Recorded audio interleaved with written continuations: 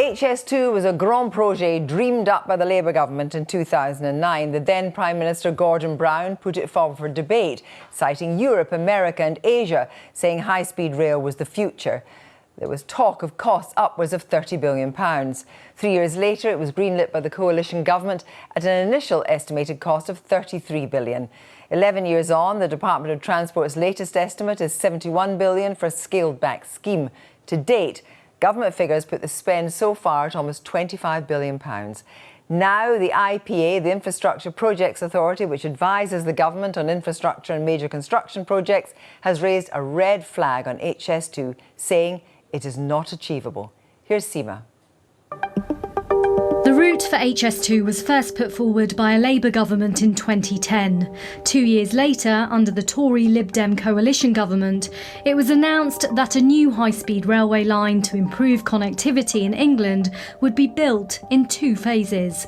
Several years after that, the project was given royal assent, even though some living along the line were protesting. The plan is to provide high-speed rail links between London and major cities in the Midlands and the north of England. And here's how it's supposed to work. Phase 1 will run from London to the West Midlands. Work has already started. Phase 2 will run from the West Midlands linking Birmingham with Manchester. Phase 2 is split into 2 parts.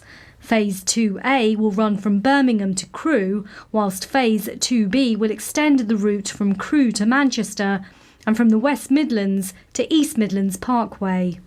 But from the start, the project has been beset by delays and spiralling costs. The London to Birmingham line was supposed to open in 2026, but now might not be operational till 2033, causing frustration among some advocates who want to reap the economic benefits they believe will come with shorter journey times. But yesterday, an official watchdog rated the railway line as unachievable. The Transport Secretary said the delay was down to significant inflationary pressure and increased project costs, meaning the government rephasing construction by 2 years. The second phase was due to open in 2032, but has been pushed back to between 2035 and 2040. In 2013, HS2 was expected to cost £37.5 billion. Then, in 2015, that prediction went up to around £56 billion.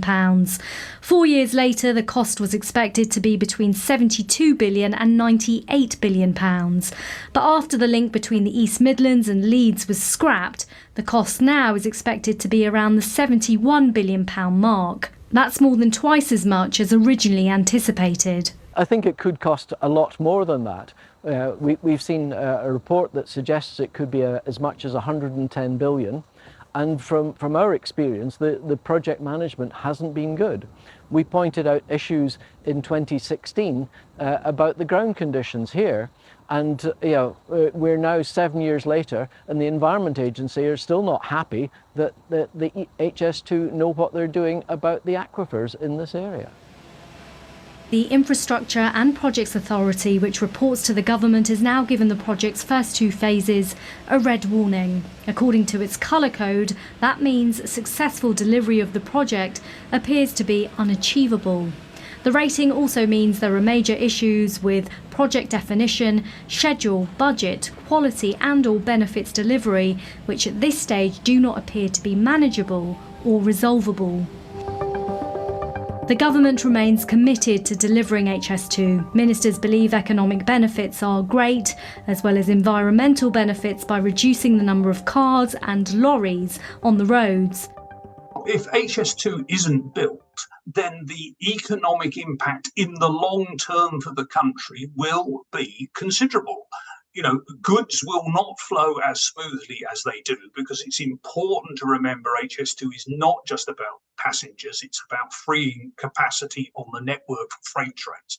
And if those benefits do not flow into the future, the economy will simply not grow at the speed that it would have done if we had an infrastructure in this country that is fit for purpose. But to its critics, the longer it takes, the more questions arise about its cost and efficiency, with some still wondering whether it will ever actually happen as billed. Sima there. Well, we did invite HS2 to join us, but they declined.